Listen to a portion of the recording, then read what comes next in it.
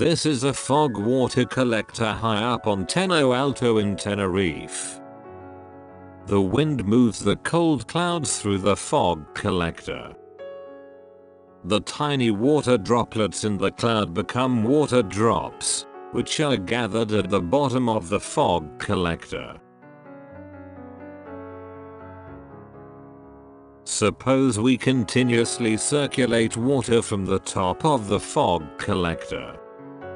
With a fan we create a wind that blows through the wet collector. Cold humid air is created. The fog water collection is a natural process in Tenerife. 84% of the drinking water comes from the long canary pine needles. The dry pine needles on the ground is a risk. They may cause forest fires. In the past, you packed bananas that were to be exported using the canary pine needles. I created an air conditioner from the canary pine needles.